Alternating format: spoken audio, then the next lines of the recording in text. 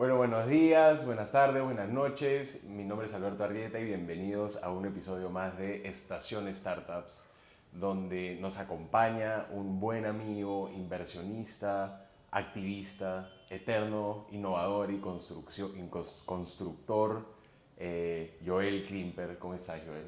Muy bien, gracias por esas bonitas palabras. No, recién Adjetivos. empieza la intro, así que... bueno, Joel fundó de muchos pergaminos, ya no vas a contar todo lo que has venido haciendo en estos años.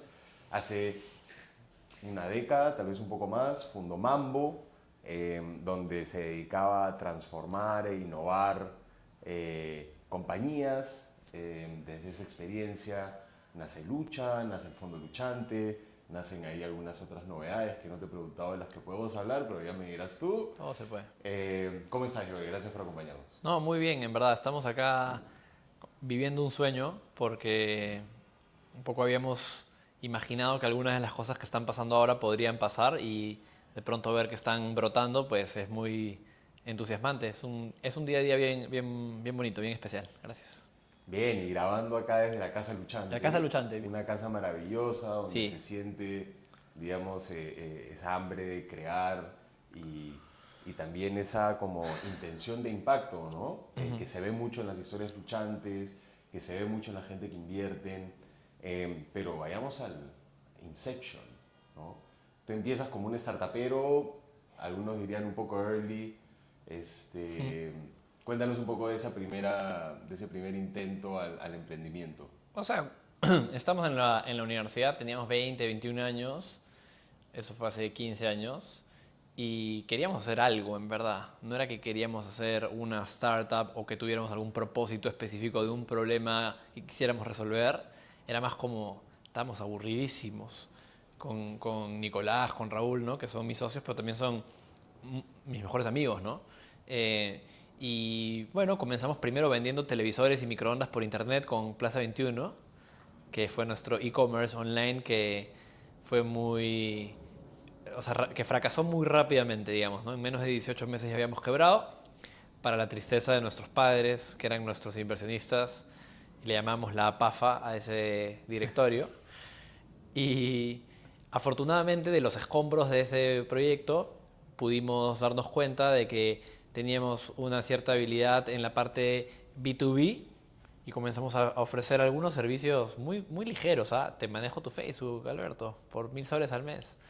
Bueno, de eso de ahí surgió Mambo y comenzamos ya no a manejar Facebook por 1.000 soles al mes, sino a ayudar a Procter en 5 países con su estrategia de producto y por mucho más de 1.000 soles al mes, lo cual nos permitió tener un equipo cada vez más grande y, bueno, sobrevivir incluso a la pandemia, ¿no? Que para una empresa de servicios profesionales, el que hoy, 15 años después, Mambo esté vivito y coleando y creciendo un montón, creo que ahora con todo el tema de inteligencia artificial, por eso se ha generado también mucha demanda por Mambo, porque Mambo es un buen aliado para procesos de transformación. Y entonces, nada, todo ha sido como un continuum, ¿no? Yo no lo veo como que tan cortado como por peldaños. En retrospectiva, uno puede ver como etapas, pero en verdad todos los días han sido similares en el sentido de nos hemos levantado tratando de hacer proyectos chéveres, como decías un poquito al inicio, innovadores, pero no por ganas de ser innovadores, sino por ganas de... Cambiar el status quo. Claro, exacto, oye, si es que las cosas como están no terminan de gustarnos del todo, sea dentro de una empresa o a nivel de nuestra sociedad, no sé, la desigualdad o la deforestación, no, esa frase un poco cliché, pero yo sí creo mucho en ella, ¿no? No se puede esperar resultados diferentes haciendo lo mismo, ¿no? Entonces, la innovación no es hay que innovar porque innovar es chévere, es hay que resolver el problema y no podemos hacer lo mismo, ¿no? Sí, lo mismo que ha fallado. Claro. Entonces, eso es lo que nos ha guiado un poquito. Eso y como tú nos conoces, una cierta liviandad en el día a día para no tomarnos tampoco tan en serio y divertirnos y pasarla bien, que creo que son más como criterios de diseño de la vida, ¿no? Claro. Uno puede decir, oye, qué exitosa esa empresa o ese proyecto, pues si la gente la está pasando mal adentro de ese proyecto, ¿de qué vale, no? Si es que igual la vida hay que disfrutarla, ¿no? Claro. No, y me haces acordar de esas llamadas que teníamos en pandemia, donde tú ya eras una persona exitosa por Mambo, que lo hacías súper bien, clientes, corporaciones súper grandes, importantes, y haciendo cosas importantes dentro de la compañía. Y estabas como acumulando estos conocimientos, experiencias que sabías que eran muy valiosas, pero que era como... me acuerdo la primera vez que me buscaste, tenías esta idea de Venture Studio, pero que invertía, y yo te trataba de como que trasladar lo que había visto en el ecosistema latinoamericano de las dificultades de un Venture Studio y el cap table, ¿no? Cómo va saliendo ese equity para que esa compañía se vuelva una VC backable. Pero ahí fue como que naciendo lucha, que no es lo mismo que el fondo luchante, pero van haciendo lucha como una idea de cómo vuelco todas esas experiencias que he tenido en el mundo corporativo o atendiendo el mundo corporativo desde un emprendimiento muy bonito, muy irreverente como lo era Mambo. Yo siguiendo Mambo desde redes veía, no sé, con gerentotes de grandes empresas en pijama, en su oficina, ¿no? Como que incluso al menos lo que me llega a mí como un externo tercero es una foto, ¿no? Ni siquiera es identificable como eso fue una campaña, ¿no? No tiene una lectura de campaña, sino tiene una lectura como, oye, es algo Más cultural. más cultural, más natural, más orgánico, Eso. ¿no? Sí. Y con todos esos conocimientos te empezó a dar como un hambre de, oye, claro, estamos moviéndole la aguja a compañías súper grandes, pero con cosas que podrían mover la aguja de una forma mucho más agresiva en impacto social, en el medio ambiente, ¿no? ¿Cómo es que te termina dando esta picazón de lucha? Creo que no fue solo a mí, ¿no? Creo que todos nosotros en Mambo, desde el inicio, si bien formalmente no describíamos a Mambo como una empresa de impacto social o ambiental, siempre, no sé, por ejemplo, si Pampers nos contrataba para un proyecto de pañales en México, ya había algo en la cultura de Mambo que era, oye, si es que vemos cómo hacemos pañales reciclables o si vemos cómo hacer que tú compras un pañal y Procter le va a regalar un pañal a un mexicano que lo necesita. O sea, ya había una suerte de, sin ningún tipo de metodología, una suerte de intuición cultural de que la oportunidad de tener estos grandes clientes corporativos era una oportunidad de hacer el bien para nosotros, de influir.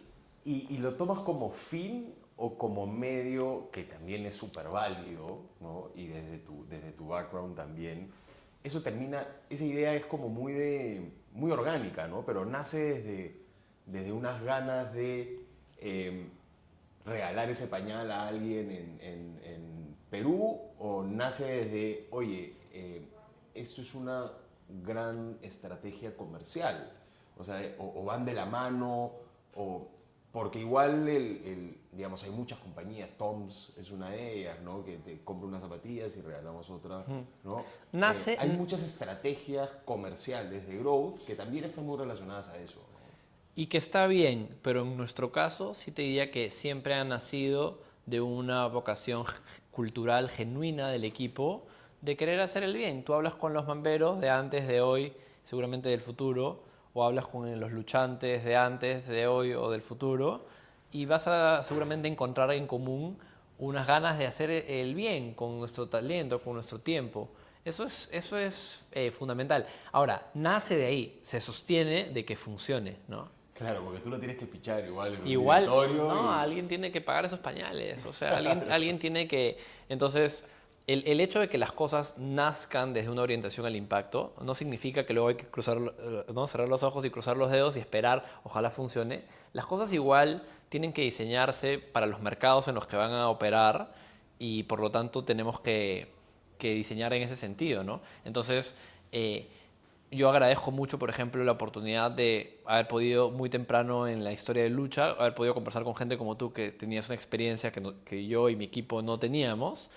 Y así como hablé contigo en su momento con Aldo Ferrini o con Verónica Zavala, con Tito Rebasa, no sé, con gente, Con el bicho también. con David Allo, el bicho, o sea, con gente que además algunos los conocía porque habían sido mis clientes como Aldo, y en otro extremo, el bicho se conectó a una llamada conmigo pensando que yo era alguien más, o sea, se confundió de persona, ¿no? O sea, el azar puso en mi camino a personas y creo que un aprendizaje chévere como para compartir con otros emprendedores es que en ese momento, como bien tú lo recuerdas, yo no estaba desesperadamente diciéndote, esto así va a funcionar Lucha y este es mi plan a 10 años. No, Yo tenía más preguntas o hipótesis, sí. ¿no? Y creo que eso es algo que yo hoy día desde Lucha tratamos mucho de transmitirle a los founders con los que nos asociamos, que no se cierren tanto a la forma, sino que se casen más con el fondo de los proyectos. Y por lo tanto, para nosotros el fondo era, queremos encontrar mecanismos empresariales para generar impacto social y ambiental y tenemos estas hipótesis.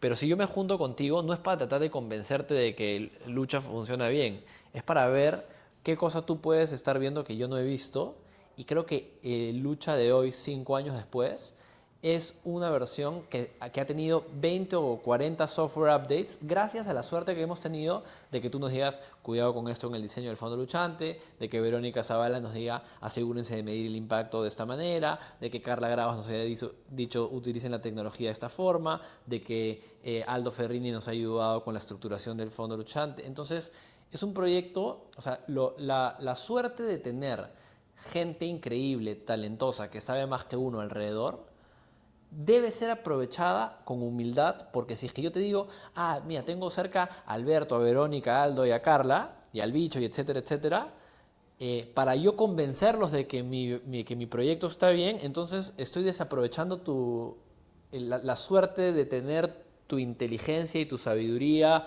y la de Verónica y la de Aldo cerca. Entonces, Lucha continuamente está evolucionando, principalmente porque hemos tenido la humildad de escuchar a las personas con quienes hemos tenido la suerte de estar desde el principio, ¿no? Quiero decirte que no es solo suerte, algo que me impresionaba de ti cada vez que conversábamos, que eran conversaciones, bueno, al igual que tú sabes que yo debo trabajar 14 horas al día, igual me conectaba a una llamada contigo y cada llamada que teníamos había una presentación de por medio, como muchas veces uno quiere mentorear y muchas veces uno quiere ayudar, pero termina siendo una llamada como al aire, Ajá. y ideas por aquí, ideas por allá, y todo se va, Sí. ¿no? Todo se lo lleva el viento. Contigo siempre había una suerte de disciplina desordenada, como una Me disciplina, gusta. pero que daba espacio a la creatividad, ¿no? Entonces siempre empezábamos nuestras reuniones con, quiero contarte dónde estamos, lo que hemos avanzado desde la última reunión, y me hacías tenías un PPT Claro. Hasta con... el día de hoy, yo siempre tengo en mi laptop una última versión de dónde estamos, que tiene algunos slides del último directorio, tiene algunos slides de las últimas cosas que a mí más me han emocionado, la última historia luchante de Moby, está ahorita, por ejemplo, por ahí. Y de esa manera, si es que alguien me da 1 hora de su tiempo, los primeros 20 minutos yo trato de generar un contexto en el que la otra persona entienda bien de dónde venimos, cuál es nuestra estrategia, cuáles son las metas, cuáles son los problemas que tenemos, qué nos entusiasma, qué nos preocupa. Y entonces eso es lo que llamaríamos la parte disciplinada de la reunión. Claro.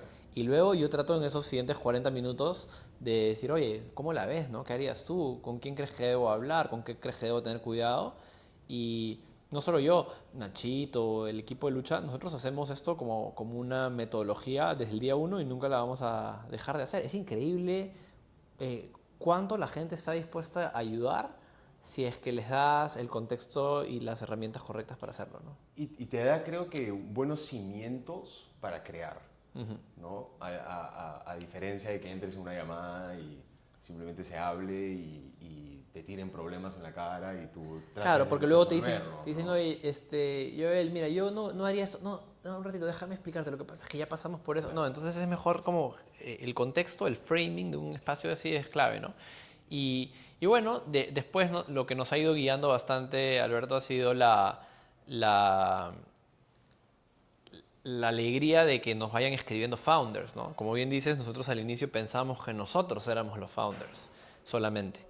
Y en el tiempo, cuando nosotros presentamos al mundo lucha y empresas en las que el planeta invertiría, que nos ha servido bastante ese mantra para atraer gente interesada, nos comenzaron a escribir, oye, yo tengo una empresa de prótesis y creo que es una empresa en la que el planeta invertiría, ¿no? Yo tengo una empresa que trabaja en comunidades rurales, etcétera, y nos comenzaron a escribir founders y en algún momento nosotros pensamos, pucha, pero ese no es nuestro modelo, pero menos mal tuvimos la tranquilidad de decir, oye, ¿y por qué no es nuestro modelo asociarnos con founders en lugar de hacer los proyectos nosotros? Porque como bien recuerdas, nosotros nos veíamos como un startup studio, vamos a fabricar todo desde cero. Y bueno, hoy día somos socios de 15 founders en 8 países y sumando por lo menos 5 startups nuevas a ser socias de lucha cada año.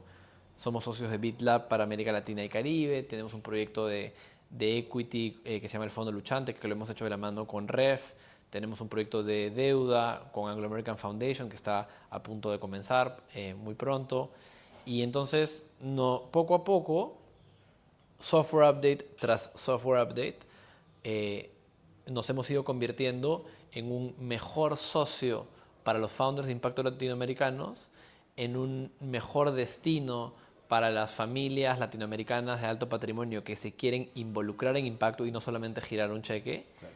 y en un mejor partner estratégico para las entidades globales de impacto como BitLab, multilaterales, o Anglo American Foundation, ¿no? Fundaciones, que quieran apostar por impacto en América Latina. Entonces, al final, lo que nosotros entendemos como lucha, y en mi equipo no me va a dejar mentir desde el día uno, es que tenemos que hacer una fiesta aquí. O sea, lucha tiene que ser una fiesta en el sentido de que tiene que reunir perfiles diversos, talento de storytelling, talento financiero, tiene que reunir capital con fines de lucro y también donaciones, tiene que reunir vehículos que están estacionados en el Perú, pero también tienen que tener vehículos en Estados Unidos para ser compatibles. Entonces, es una fiesta a la que está invitado cualquier persona que quiera generar impacto en América Latina. Entonces, si tú eres un fundador que quiere limpiar los ríos en América Latina, ciertamente estás invitado a la fiesta. Si es que eres un inversionista que ha acumulado un patrimonio durante toda su vida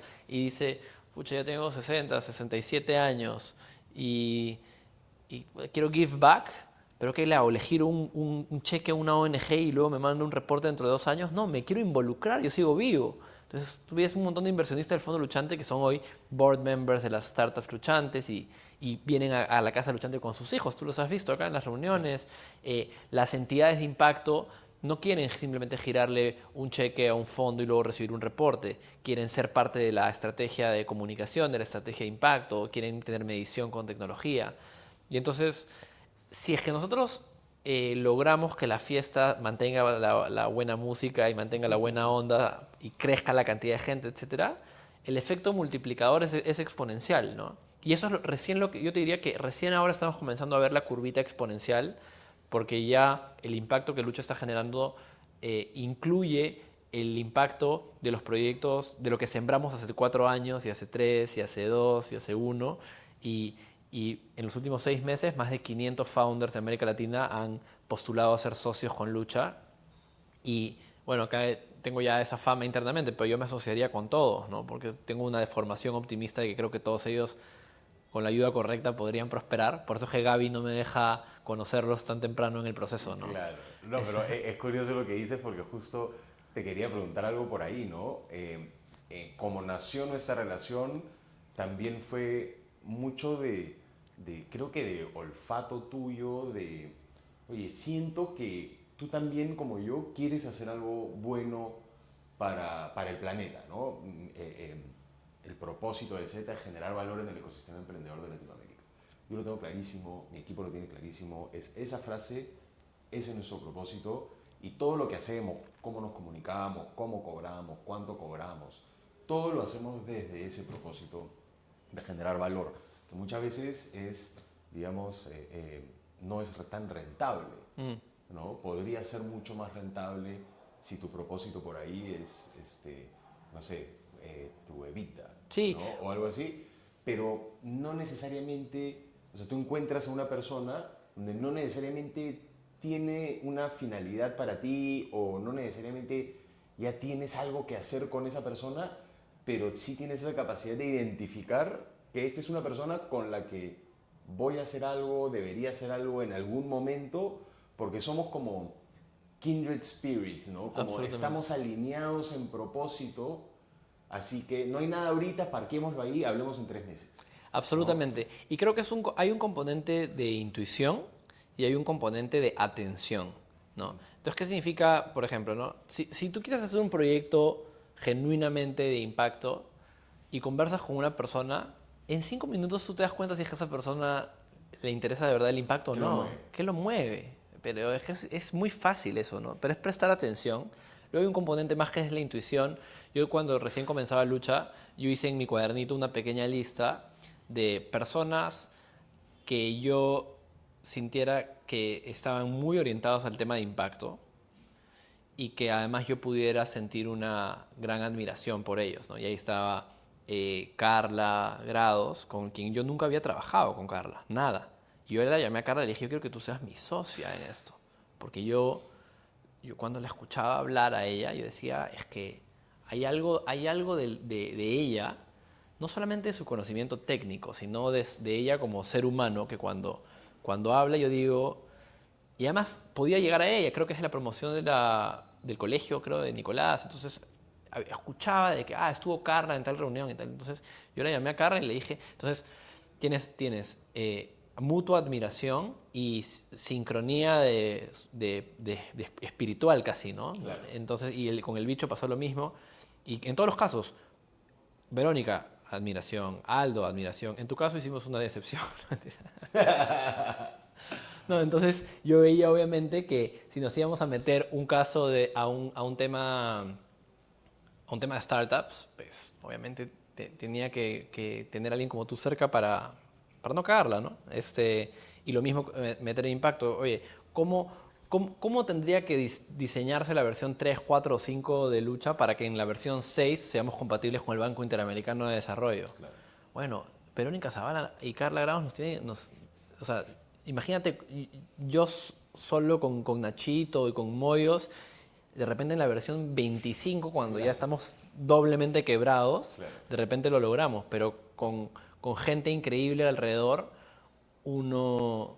Y eso te digo, es importante no ir a la reunión con Verónica a tratar de convencerla de que lo que nosotros estamos pensando es lo correcto, sino más bien a transmitirle con claridad lo que queremos hacer, pero luego a escucharla y estar dispuestos luego a volver a la sala de máquinas y decir, oye, pero Verónica, y entonces mueves las cosas. Aprender a escuchar también, ¿no? Que es clave. Algunos emprendedores, cuando yo hablo, me pichean 7 veces al día y les estás diciendo algo y ves los ojitos como ya yéndose como a otras ventanas, como pensando la respuesta antes de, ¿no? Sí, pues. Y va muy cercano a lo que comentabas antes de enamorarse del problema y no de la solución. Absolutamente. ¿No? Qué importante es no perderle de vista el problema, porque la solución ya tiene connotaciones de ego, que no, este es el camino, ¿no? Cuando no siempre es el camino, pero lo importante es el problema, ¿no? Absolutamente. Eso hoy día cuando hablamos cuando conocemos a los founders, y yo, una de las chambas que más hago al conocer a un potencial founder que pueda ser socio nuestro, veo mucho en su lenguaje dos cosas. Uno, si es que me está hablando de su solución con entusiasmo o si me está hablando de el problema que va a resolver con entusiasmo. Entonces, una cosa es que yo te diga continuamente, mis filtros para limpiar los ríos son los mejores porque tienen esto, el filtro. Y otra cosa que yo te diga es que los ríos están muy sucios y tal. Yo prefiero mucho que eso, ¿no? Que el founder tenga... Y lo segundo es que si es que habla en primera persona o singular o plural, ¿no? ¿Estoy haciendo o estamos haciendo? Ya cuando hay alguien que denota con su lenguaje que quiere ser él o la protagonista de la revista que habla de la startup, no encaja mucho. De repente, no digo que, o sea, conocemos un trillón de startups que son exitosas bajo ese formato. Claro. Estoy hablando específicamente de lo que funciona para Lucha. Claro. No estoy diciendo que lo que no funciona en Lucha no funciona fuera de Lucha. Al revés, hay muchas cosas que funcionan muy bien. Pero dentro de Lucha, los founders que conectan mejor con nuestra metodología, con el equipo, con nuestra manera de hacer las cosas, son las personas que ven sus proyectos como iniciativas colectivas. Claro. Porque imagínate, si tú lo ves como, si tú ves tu startup como una iniciativa individual, ¿por qué me vas a hacer con lucha? Claro, que lo vean como una deuda de la humanidad, no necesariamente como un yo quiero arreglar esto, yo quiero el Exactamente. Nobel, ¿no? Es lo que decimos, el protagonista es el río, no el founder, Eso. ¿no? Entonces, eso es algo que nosotros, y luego cuando hacemos el trabajo con el equipo de storytelling para ayudar al founder en su manera de comunicar el proyecto hacia adentro y hacia afuera, en la introspección, tratar y ahí sí Lucha tiene algunas pequeñas como discrepancias filosóficas con el mundo tradicional de las startups, ¿no? Porque, porque hay algunos lugares en los que Lucha sí propone un mayor protagonismo de la comunidad. Humanista. Sí, ¿no? O sea, entonces, Y en el ecosistema de Venture Capital es muy Excel Sheets, así. sí, oye, ya tienes 3 minutos para decirme Claro. tu proyecto y ya, pues no, entonces, invertimos un poquito más de tiempo en conocer a la persona, en ver qué cosa es lo que lo mueve. Hace poco, por ejemplo, nos hemos asociado con unos founders extraordinarios de OpenMed, ¿no? Con Angelo y Julio y su equipo maravilloso. Y, y ellos, las primeras veces que nos presentaban, como suele pasar, un pitch bien venture capital, ¿no? Claro. Lifetime value, cosas que hicieron el cliente, Unicornio, unas curvas, las ¿no? curvas bien, Unas bien curvas. locas. Pero tú conversabas con ellos, digamos, off the record, y te decían, pucha, tengo este paciente con TDAH que me ha dicho tal cosa, no sé qué, tal, tal. Yo comencé este proyecto porque mi Mi mamá se mamá, claro. enfermó. Claro, tiene una historia muy linda detrás, pero Entonces que... comienzas a conectar con unos seres humanos que están haciendo un baile de venture capital porque es lo que la música que está sonando, y los obliga pues a bailar esa música, y lo hacen muy bien. Pero dices, oye, si tú lo que quieres es cerrar estas brechas, también puedes en tu comunicación hablar de tu mamá y hablar de tus pacientes y contar qué es lo que quieres lograr. Y si es que eso es lo que tú quieres hacer con tu vida, generar un impacto grande en el sector salud, en tu país, si quieres cerrar unas brechas que te frustran, que las has sufrido a nivel familiar, etcétera, no tener miedo a plantear el proyecto desde ahí. Porque además, algo que ya hemos repetido varias veces y hemos vivido muchas veces en Lucha, es que cuando un fundador logra alinear su intuición, su experiencia, sus deseos más profundos como ser humano, no como empresario, con su empresa y su cultura y el equipo, y transmitirlo así al mundo, de repente hay algunas personas con las que no va a conectar. Diciendo, "Oye, yo no quiero meterme en un proyecto de Pero, actividad". pero es una mística ganadora Es eso. una mística ganadora porque quien conecta, Claro, conecta de verdad. Dice, ok, claro. vamos a resolver este problema Te haces de juntos. fans, ¿no? De clientes o Exacto. inversionistas. Entonces a veces hay que estar dispuesto a tener algunos detractores para poder tener a la gente que realmente te quiere y quiere que sacar adelante una solución junto a ti, ¿no? Y eso es algo que hoy día a mí me enorgullece muchísimo, y gran trabajo ahí también de Mari, de Rafa, de Analu, de todo el equipo de storytelling en Lucha, que el trabajo de storytelling que hacemos con los founders no afecta principalmente a la comunicación de la startup, sino afecta principalmente a la convicción del founder. Mira, Tú seguramente debes haber leído mucho cómo hay esa estadística de que los founders más exitosos, no de impacto, de startups, de negocio frío, ¿qué tienen en común? El grit, ¿no? Esa perseverancia, claro. ese no rendirse, es un trait de personalidad que ya se ha estudiado en Y Combinator, etcétera, como un elemento clave para poder superar todos los valles de las startups. Sin que lo hayamos diseñado así, lo que yo hoy en retrospectiva me doy cuenta es que el trabajo que Lucha hace de creencias, de storytelling, de conectar introspectivamente con lo que los founders y los equipos quieren, al final a la variable a la que está impactando es al grit. Claro, Porque dejas de ser el founder de una startup a ser el activista que está limpiando los ríos. claro. Entonces, si yo soy el activista que está limpiando los ríos, a la startup la puedo abandonar.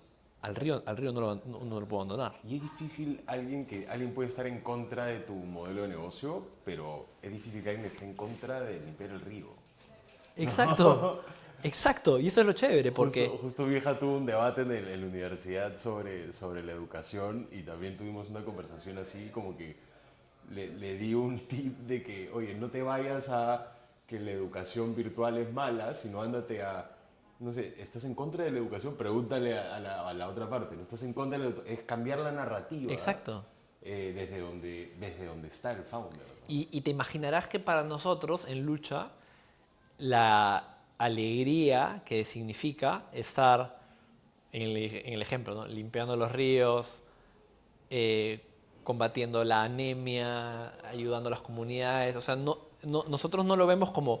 eh, rara vez tú vas a encontrar una conversación acá interna en lucha diciendo, oye, ¿cómo se está desempeñando nuestro portafolio? ¿No? Claro. Ahora, tú conoces que internamente nos comportamos con todo el profesionalismo de los contratos legales con las startups, la negociación de Claro, las pero hay un valuations. análisis igual duro de, o sea, igual chévere el río, ¿no? Todo, estamos alineados, ¿no? Sí. Pero en un momento hay un costo de adquisición de cliente versus lifetime value, en un momento hay, oye, ¿cuánto necesita crecer tu equipo para que hagas tanto impacto o tanto dinero En nuestro caso, también, ¿no? si el proyecto está bien diseñado, el negocio y el impacto se fortalecen entre sí, ¿no? Entonces, una cosa es que yo diga, vendo zapatillas y con los márgenes limpio los ríos. Entonces dices, oye, estamos en un momento en el que han subido los costos de los materiales para la zapatilla, ya no puedo limpiar los ríos. Y otra cosa es que mi producto en sí mismo limpie los ríos, con lo cual, si vendo más, limpio más ríos, ¿no? Claro. Entonces, en nuestro caso, esa claridad del propósito es una parte absolutamente inicial, digamos, fundacional de los proyectos, pero no es suficiente, pues. Yo solamente diciéndote quiero limpiar los ríos, no garantizo en absoluto que tenga un proyecto empresarial exitoso. Pero sí te puedo decir que meterte a un proyecto para hacer plata y decir, mira, sí, estoy limpiando los ríos con el proyecto, no es algo... Puede funcionar, pero no es algo que a nosotros nos interese, ¿no? Y estamos entrando a fondo luchante, filantropía, venture capital, todo eso. No quiero que se me pase una pregunta porque creo que es como muy del ADN de lucha y del fondo luchante, incluso por lo que me cuentas ahora también de Mambo, que es que siempre has tenido estos socios, este equipo que eh, más que de storytelling, de forma muy natural buscaban hacer el bien en los proyectos que tenían. Sí, Por lo menos de taquito, como se dice en Perú, ¿no? exactamente. Por lo menos como que ya listo, sí, te hago una campaña, vas a vender más, pero de taquito, mira, estás regalando también pañales, 100%. ¿no? Y yo tengo, cuando contrato a alguien en Z, tengo como que algunas preguntas que parecen preguntas medio locas, como si crees en la vida extraterrestre, o pregunto como cuánto es 55 por 55, o pregunto, no sé, valores que tienen tus padres que te gustaría que tengan tus hijos, ¿no? Pero a mí cada una de esas preguntas me dice algo a un nivel muy interno de cómo está tu ego, qué tan protagonista te crees, cómo resuelves problemas en momentos de presión, ¿no? ¿Cuáles son, digamos, tus valores norte? ¿Tienes alguna de esas preguntas, ya sea fundadores o cuando contratas a alguien en el equipo, que te facilita de alguna manera esa certeza de, tanto para fundadores como para parte de tu equipo en lucha o el fondo luchante, haces algunas preguntas de ese tipo que te permitan a ti como identificar de alguna manera que esta persona o este equipo está alineado con ese bichito, esas ganas de impactar el planeta de forma positiva? Sí, no específicamente en el sentido de tengo esas son mis 5 preguntas, eh, sino más trato de siempre de alejar la conversación de el tema que técnicamente nos convoca. Entonces, por ejemplo, si me voy a juntar con un founder que de repente en su mente tiene su presentación ya lista, las preguntas, ¿no? Para responder, yo una cosa que nosotros aprendimos a hacer en Mambo es cuando nos contrataba un cliente, bueno, nos contrata un cliente, solo que en mi caso se fue hace tiempo eso, eh, a generar rapport con no sé, el, el cajero del supermercado que nos ha contratado. Tú no puedes ir y preguntarle, oye, ¿estás contento trabajando en supermercados peruanos? Sí, sí estoy contento, sí, sigue chambeando. Sino hay unas técnicas para generar lo que se conoce como rapport, ¿no? Esa conexión, esa confianza mutua para generar un poco de vulnerabilidad y conexión. Y entonces, cuando yo conozco a un founder, antes de ponerme como en una posición como de evaluador, como de que de arriba para abajo, le cuento un poquito lo difícil que ha sido para mí sacar adelante junto a todo el equipo y mis socios Lucha, ¿no?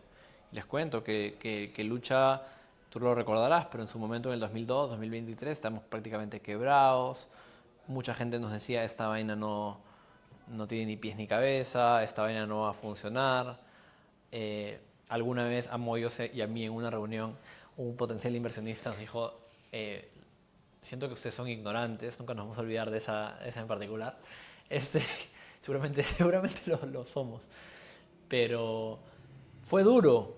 Y además les cuento que producto en parte de todo esto, yo he sufrido mucho en mi espalda y que me operaron la espalda y me sacaron un disco y tal. Entonces este es el founder de la startup que pensaba que íbamos a hablar del costo de adquisición del cliente y de pronto estamos hablando de que me quitaron un disco y que lo difícil que ha sido y tal. Y entonces normalmente yo le pregunto, ¿cuál ha sido tu dolor de espalda? ¿No? O sea, ¿cuál es ahorita tu frustración? ¿Qué te duele? ¿En qué estás? ¿Cómo estás? ¿No? Y lo que suele pasar, no es siempre 100% de los casos, pero sí como en el 80%, es que se genera una dinámica bien diferente en la que, los founders se sienten más libres de compartir, los founders, el inversionista, de compartirnos algo más profundo de su propia vida, ¿no? Oye, yo, no sé, mi papá siempre decía que yo tenía que ser emprendedor y por eso emprendí, ¿no? Esa es típica. Este, o, o sí, ya estoy demasiado metido en esto acá y no quiero defraudar a los inversionistas de la ronda anterior o puede ser también no me llevo bien con mi co-founder y entonces cada uno está como que hay dos empresas, la que él maneja. Entonces, de esa conexión, cuando ya dejas de estar en un comité evaluador de startups y estás más en una conversación con otro ser humano, ya no es que yo tenga ahí una cosa para marcar del 1 al 10, ya yo salgo de esa reunión con una intuición clara, ¿no? Es Un character check, digamos. como que oye, si me dijeran hoy día, tras esta conversación, quisiera ser socio de Angelo, sí, sí quisiera. Sí. Esta conversación me basta para saber que es una persona que no tiene problema en ser vulnerable, en mostrar humildad, en que me habla del impacto como algo que realmente quisiera lograr más allá de su startup, ¿no? Como que, entonces, eso ahí es algo que a mí me entusiasma bastante, ¿no? Y me entusiasma particularmente ahora, porque antes era como que yo hablaba con 20 personas y habían dos que yo decía, eso está como para lucha.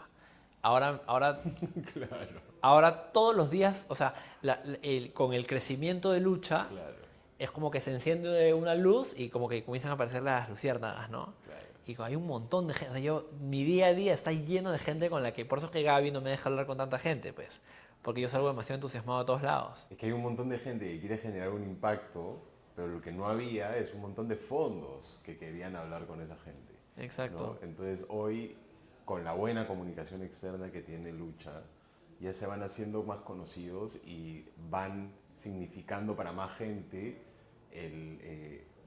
ese fondo con el que tienes que hablar, esa organización que te va a ayudar a Sí. trasladar mejor todo, ¿no? Y ahora, como una vez realizado ese character check, Ajá. hablabas de Gaby, hablabas de Nacho, que son como tu equipo, el Fondo Luchante y muchas personas más. Este, quiero hablar de todo este, digamos, espectro del impacto, ¿no? Y cómo a veces no se termina de entender que impacto no necesariamente es sacrificar, digamos, Rentabilidad. retorno o rentabilidad por impacto, que hay un espectro, ¿no? Que va desde filantropía hasta, digamos, finance first o como lo quieran llamar. En ese espectro iba a preguntar, la pregunta lógica era dónde se ubica Lucha, pero la pregunta para ti sería, este, ¿qué es el espectro? Sí. ¿Ustedes tienen una distinta visión sobre este espectro? ¿Vuelan por ahí? ¿Están nadando ida y vuelta en ese espectro? ¿Cómo lo ves? Yo creo que no. no podemos ignorar ese espectro en la medida en la que instituciones muy grandes de capital de impacto lo reconocen. Claro. Entonces no puedes decir, no, ese idioma nosotros no hablamos, sería, desde un punto de vista de negocio, de fundraising, sería absurdo. Y entonces si es que nos movemos en el espectro desde la absoluta filantropía hasta el retorno financiero sin importar qué, en el medio tienes un capítulo que es como el mundo del impact investing, que normalmente también lo divide en el impact first, impact investing, y el finance first, impact investing. Claro. Y creo que en ese mundo del impact investing, porque Lucha no está en el mundo de filantropía y tampoco estamos en el mundo de retornos financieros porque sí, creo que dependiendo a quién le preguntes dentro de Lucha te va a decir que somos más impact first, impact investing. Y si le preguntas a Gaby, no, y si le preguntas, o sea, por ejemplo, el fondo luchante es un vehículo que es más finance first, impact investing. Yeah. Pero la peculiaridad de Lucha es que somos multivehículo, digamos, ¿no? Tenemos un impact studio, tenemos el fondo luchante, tenemos ahora el fondo DEBI, que es el fondo de deuda. Entonces, si mezclas todos ellos y los promedias, la idea, lo que hablamos con Moy o con Dani, es medio que Lucha cae como al medio del impact investing, ¿no?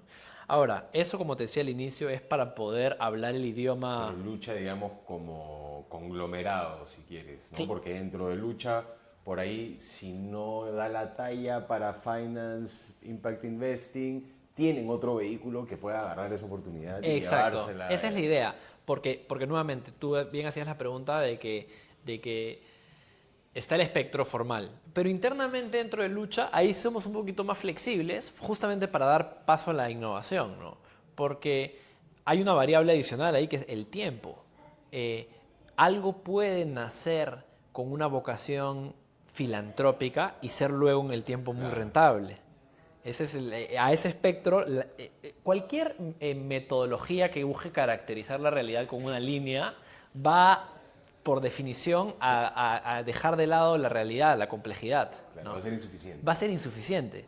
Entonces ya está bueno el espectro, pero si es que el día de mañana, hace poco tuve una conversación con un inversionista que apoya a un proyecto, a una ONG que tiene que ver con plantación de árboles en la sierra y tal. Y es una ONG que tiene 20 años, nunca ha producido ningún retorno. Y este inversionista me decía, estamos comenzando a ver la oportunidad de emitir bonos de carbono y de volverla como una B Corp y tal, etcétera. Entonces, ¿dónde está eso en el espectro? Si le agregas la variable de tiempo, yo sí creo que hay cosas que pueden comenzar en un lugar y moverse a otro según el contexto, ¿no?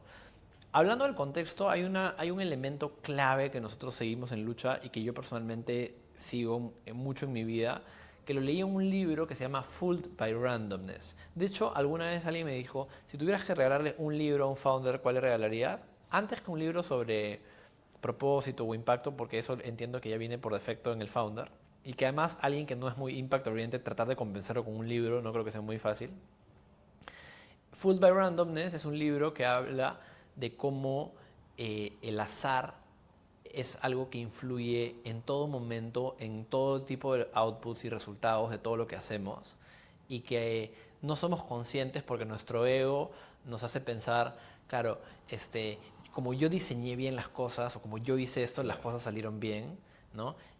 A veces le echamos la culpa al azar cuando las cosas salen mal, ¿no? No, pucha, yo hice todo bien, pero el contexto no fue el correcto.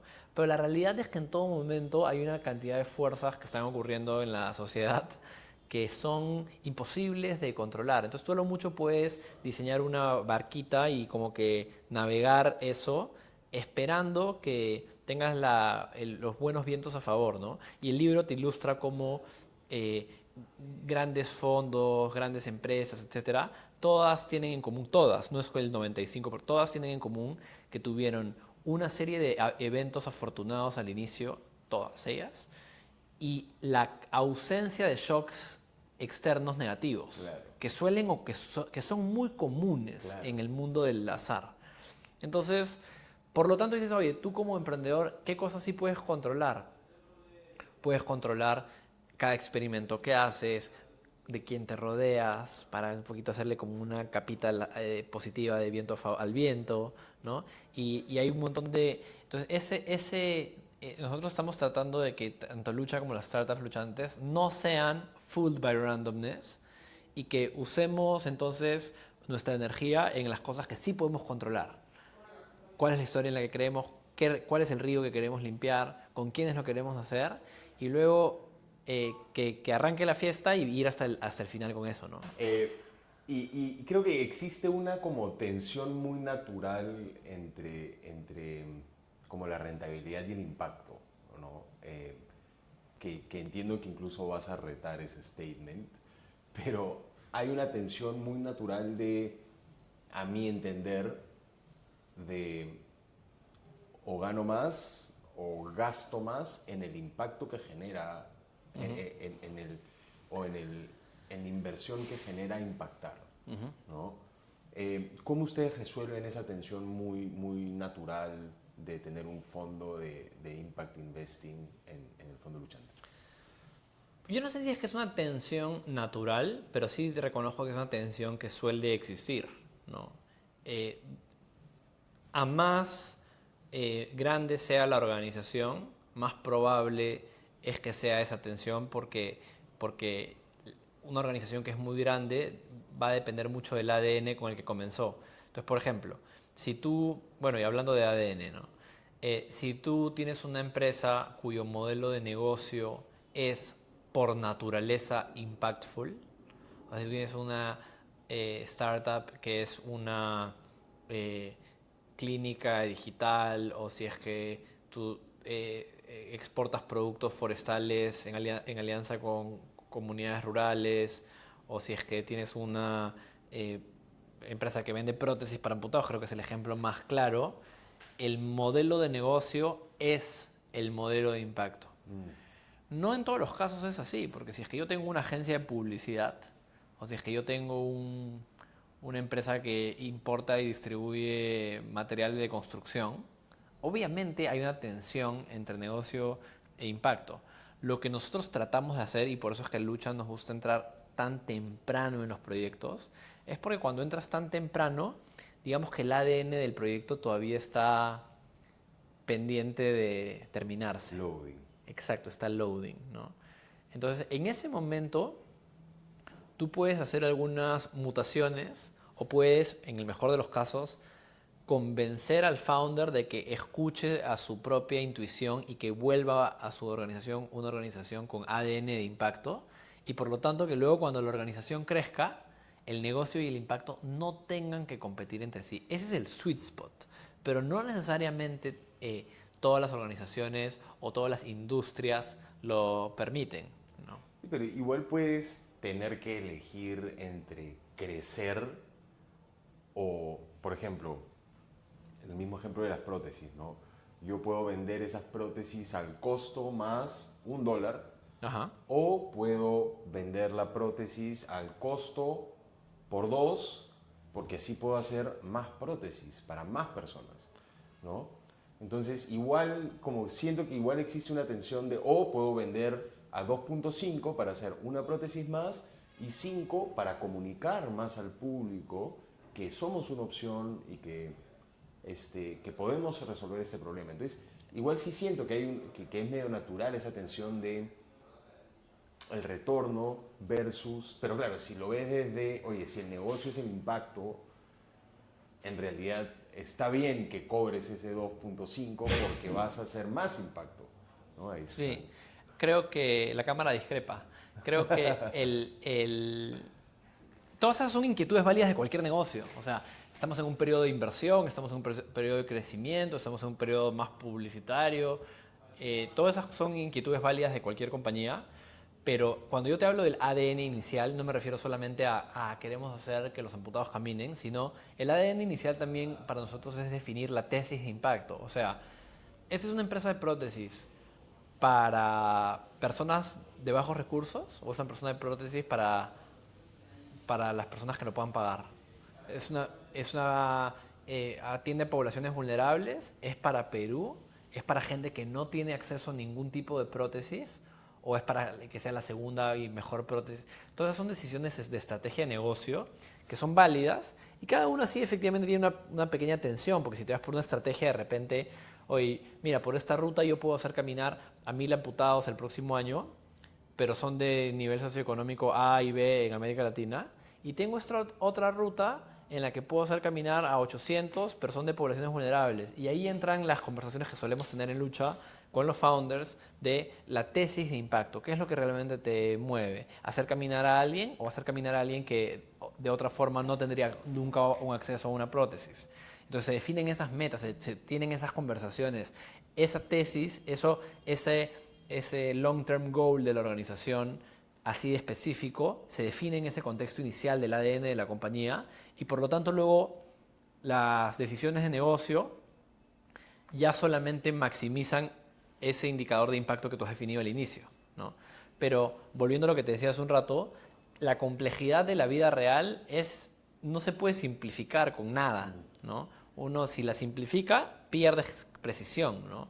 Entonces, lo importante es tener estas reflexiones, o sea, así como uno hace un planeamiento estratégico para ver, oye, a qué nuevo segmento puedo entrar, qué mercado, qué innovación puedo hacer el próximo año, etcétera.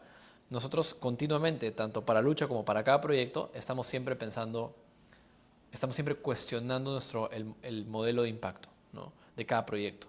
Y viendo, oye, esto acá, si ajustamos aquí, ¿qué podría pasar, etcétera? Y nos ponemos metas, y así como las startups usualmente tienen una meta de ventas, de valuation, de profit, etcétera, nosotros tenemos esas metas y también tenemos las metas de personas impactadas, profundidad de ese impacto, proporción de las personas impactadas que son vienen en una situación de vulnerabilidad económica. Eso nos enseñó la gente del BID. Y entonces, sí hay una tensión, pero utópicamente, si quieres, tratamos de eliminar esa tensión cada día con el trabajo, ¿no? Lucha entra como un outsider al ecosistema de alguna manera, siempre preguntando mucho, siempre conociendo mucho el cómo funciona, pero siempre igual haciendo lo que le da la gana, ¿no?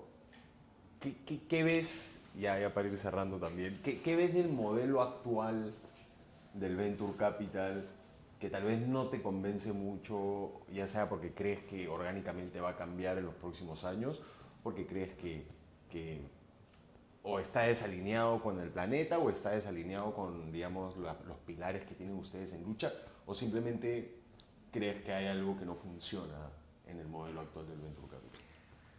Bueno, el Venture Capital, por definición estadística, funciona, ¿no? O sea, tú puedes ver la enorme cantidad de proyectos empresariales gigantescos que no existirían si el Venture Capital no los hubiera elevado, ¿no? Entonces, decir que el Venture Capital no funciona es simplemente impreciso, ¿no?